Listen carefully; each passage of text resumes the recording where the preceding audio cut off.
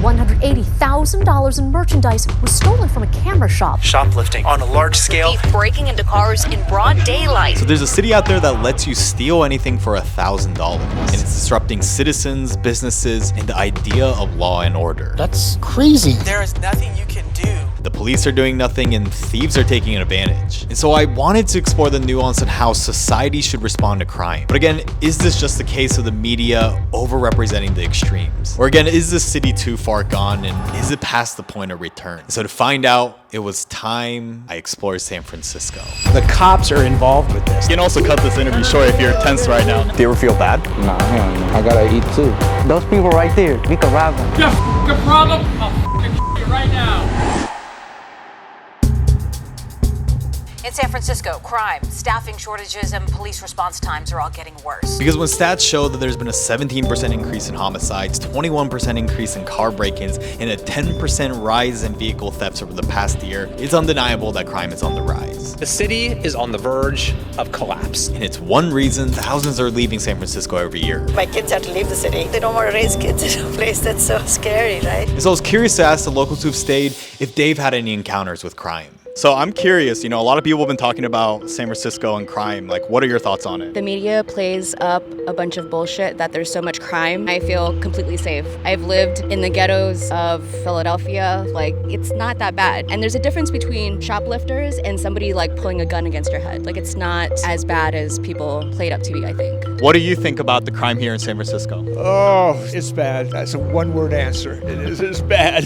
Have you ever been robbed yourself or witnessed shoplifting or robberies? I don't see it so much because I live quite a ways from downtown. I see more homelessness than I do crime. I have witnessed someone shoplifting at a store. Sometimes people are dealt different cards and they gotta put food on the table somehow, so they gotta get some food, or I don't know. My mom was robbed. I've seen people break into cars. I saw one crazy one. The Xbox controllers, they have them inside a box so you cannot take them. So this guy just took the whole rack of Xbox controllers and walked out the front door like nothing. Were people trying to stop him? No, nobody. He just grabbed a whole rack of Xbox controllers and left. I mean, even if you don't see it directly, you know that it's there just because the precautions that they put up in stores and police outside of every store. So I have noticed an influx of park rangers and police. Sometimes they just seem to be standing around twiddling their thumbs. If there's police outside every store, then why is crime still so high? Oh, I don't know. They just don't do anything about it. Try and also ask the police to see what their thoughts are here. So,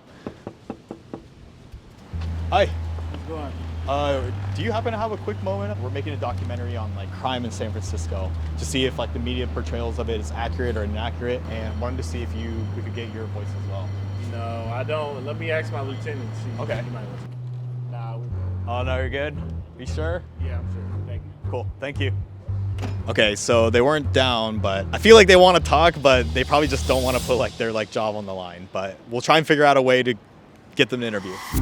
It's the new strategy in the war against shoplifters. One thing that apparently has been very consistent in Walgreens or big Targets is that they're apparently closing up a lot of merchandise. every store you go into, they have plastic or glass that you need to ask to buy anything. It's everywhere. They have even locked down razors, Or beyond razors, shampoo and body wash is also being locked up. I would have to call a manager just to get a pack of toothpaste. And apparently a lot of mega chains like this have closed because so much merchandise has been stolen through theft. Since 2019, nearly half of the retail stores in the city have temporarily closed down just because of the risk of robbery. So with big companies like Whole Foods and AT&T are leaving, I was curious on how local businesses were even surviving. My name is Ali. We didn't buy the store, we re-innovated October 1st. So far we've been here approximately 12 days. So far so good. So it seems like you told me that you haven't really experienced crime in this store. No, I haven't. Not yet. So do you feel like crime in San Francisco is overblown, or what do you think here? It depends how you really handle it and how you really talk to these people. If you come with them respect, they'll come with you with respect. Like as you see this guy right there, I'll just talk to him nicely and ask what he wants. If not, I'll just probably lie to him that I'm about to close or something like that, just to play with his mind. We can also cut this interview short if you're tense right now. No, you're good. You can just. What's up, bro? You got me with an interview. Hey, what's up? You're good. Nobody takes the time to ask. Yeah. Hey, you know what? Yo, I got it. I got it. I got it, man. No, keep your 20. Keep your 20. Keep your 20. Bro, that's what I wanted to say. Just yeah, but of course. They don't know the backstory. Some care, some don't. Some just say get the hell out with your day.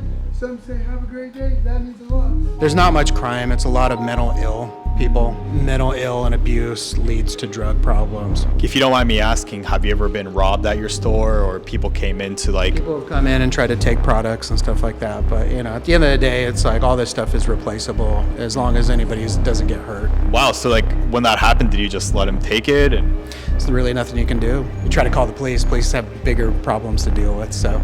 It seems like you're kind of like apathetic towards it, or maybe you've accepted it. No, it's just that I don't like to fight issues. And if I had a security guard, I'd have to pay him, you know, at least $100 a day, and then I'm barely making, you know, that much money back. So I figured, you know, might as well just keep the gate up and do it myself. And it's a shared reality for many local businesses. And while bigger businesses have the luxury to afford security guards, with the state of crime in San Francisco, it's becoming more of a necessity. But when the police can't stop the robbers, can the security even do anything? What do you like exactly do here in San Francisco? Like, what's your job? I work as a EMT security, but I do inside and outside of the building. You know, my duties are to make sure nobody's sleeping in here, nobody's doing dope. I've heard like a lot of stores closed in San Francisco because of crime. It's because customers don't want to go because of the crime. They see it. They're scared. They see people just go in there, grab it. They see security trying to stop them, and they're like, I don't want to deal with this. Is it frustrating for you as like someone who does security? Do you feel like the social contract is broken? You know, there shouldn't just be people grabbing a bag and being able to like run out. But I understand your life is more important than the bag. But also, we can't let this go,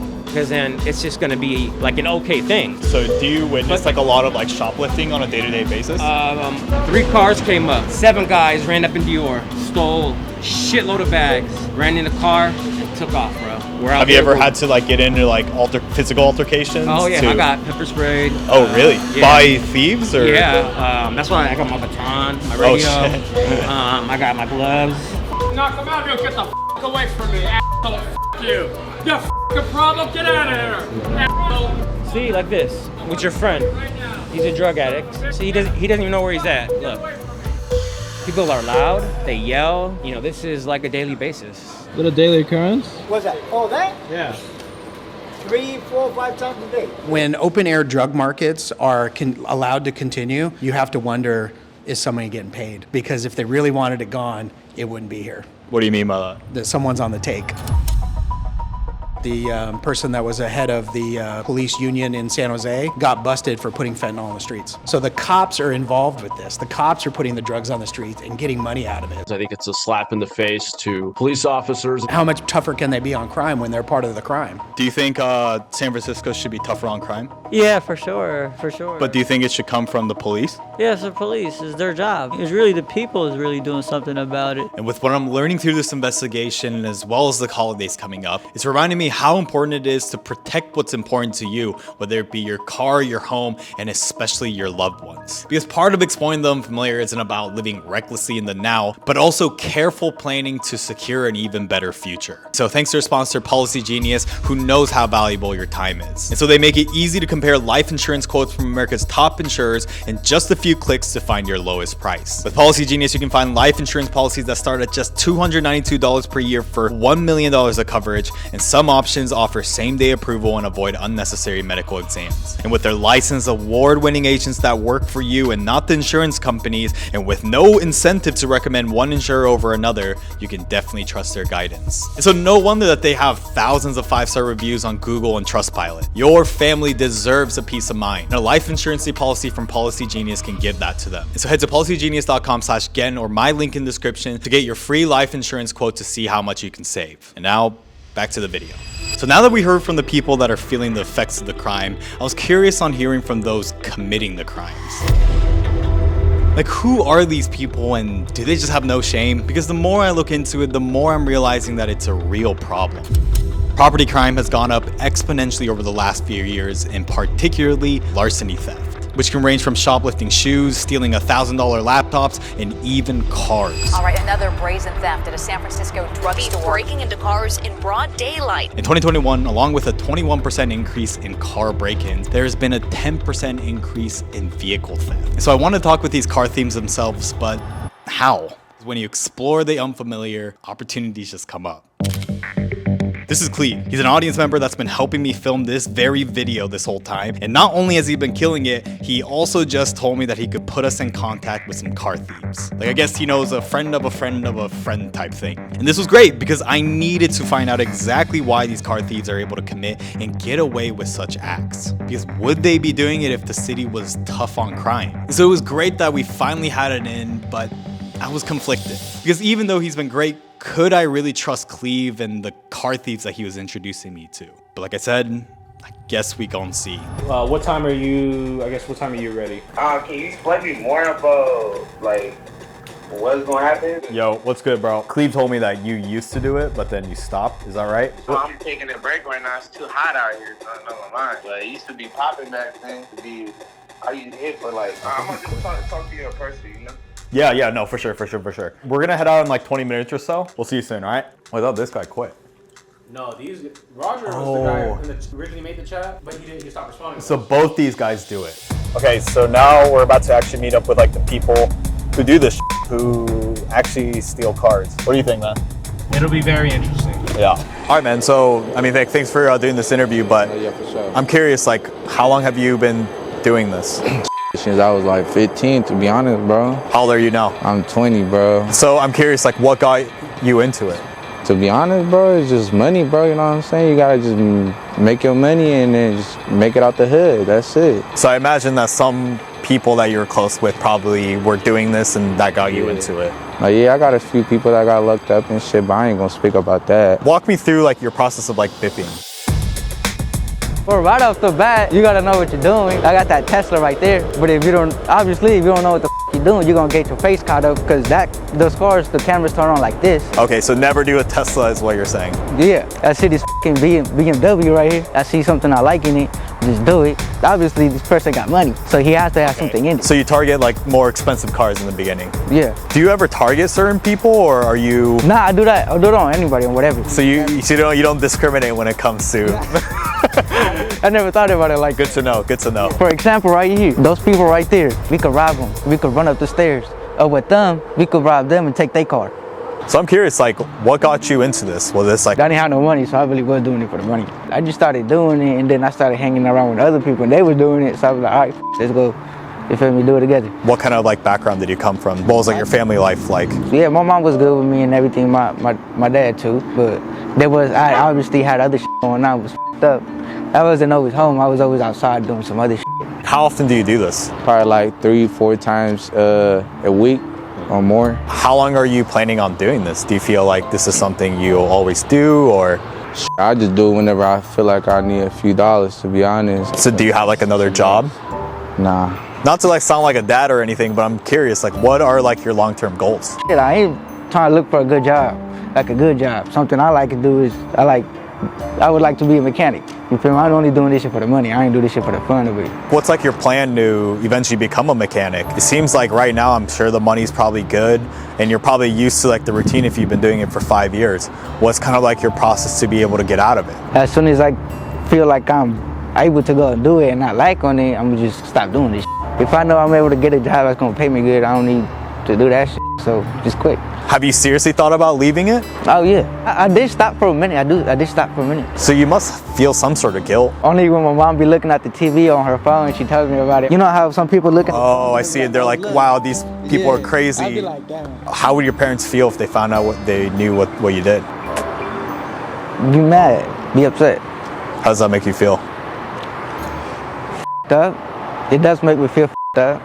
And I think what surprised me most was how human that interaction felt from someone who engages in something that myself or society should never be in support of. And I know it probably sounds obvious, but he's clearly someone who feels guilt, regret, worries about what their parents might think, feels happiness, and even hope for a better future. And if we're gonna be real, just like you and I, he's someone with goals that for one reason or another is continuing to do what's comfortable enough and distancing ourselves from the need for change. But again, if regret has been on his mind, why does he continue to do it? Because obviously it's not that simple as picking yourself up from the bootstraps. Once poverty starts, it's unlikely to change unless there's some external intervention. And so in order to find out some solution, I had to get to the root of the problem. Because oftentimes poverty is hidden, but sometimes poverty is out there to be seen. Welcome to the Tenderloin. I used to have a job. And as I was walking around, it made me think, how did it get so bad? Because in the early 1900s, Tenderloin was the entertainment district of San Francisco. With its brothels, theaters, clubs, and gambling parlors, it was the place to be on a good night out.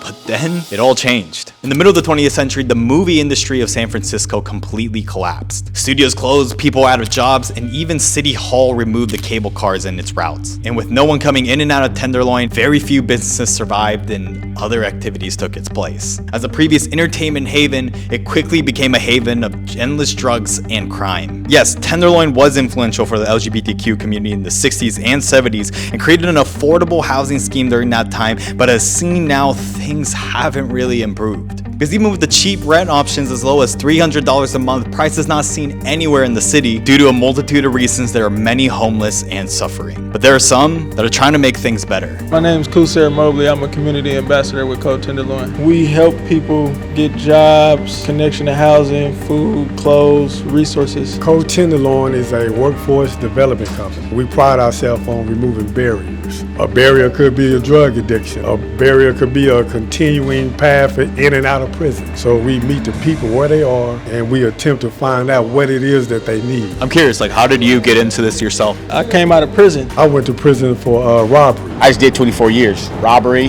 and selling drugs. What made you turn your life around? Got tired of doing time. I only have one child. Got tired of being away from my son. I started taking the classes. And entered into a job readiness program, a program that gets you ready for the workforce. These classes are for self-rehabilitation. So it seems like it's more around like rehabilitation instead of maybe like punishment that a lot of like crime and jail seems to kind of move towards. Do you think that San Francisco should be tougher on crime, or what is your stance on that? Right now we have a relationship with law enforcement, and that relationship consists of law enforcement contacting Code Tenderloin to see if we could aid with whatever the situation may be before arrest. Do you think that there is a lot of crime in San Francisco, or do you think it's overblown by the media? If you stay in San Francisco, are you just trying to say the Tenderloin?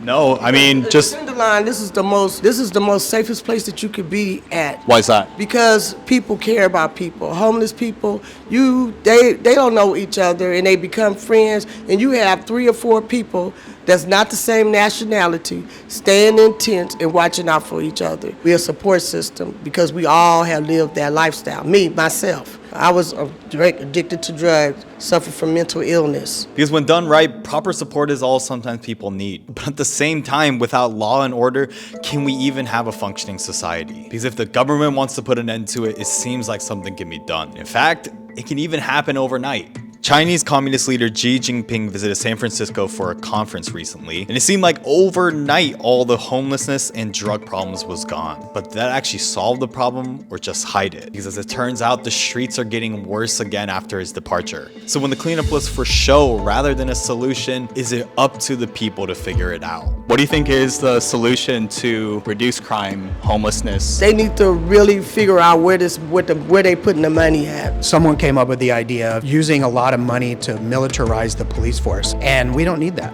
We don't need that. They do nothing for us. Something's got to change on that level. We should have mental health advisors here as well, walking downtown. Because look at this shit. If you respond to a situation and it's something that you don't understand as an officer, people in the community that has a better approach, because sometimes it might not just be about crime. Something else could be going on. But the question remains, should we be tougher on crime? Because as Charlie Munger said, show me the incentive and I'll show you the outcome. But with all that said, not everything is dependent on the consequences of law. Because whether it's the car thieves, the crackheads, or you and I, the root of the problem isn't just addiction or poverty, but the stories we tell ourselves that justify our actions. Because just like a bad habit, the cycle can only end when we ultimately decide to end it ourselves. But without the proper support to keep us in check, is it a surprise that what started as a small act eventually became the only path we see? The truth always lies between what's talked about too much or what's not talked about enough. And going past the headlines and exploring with endless curiosity is the only way we can ever get close to truth. And that's exactly the mission of exploring the unfamiliar. Thanks for watching, and subscribe if you want to see more content where I turn street interviews into investigative journalism. And if YouTube knows you so damn well, you'll like this video too.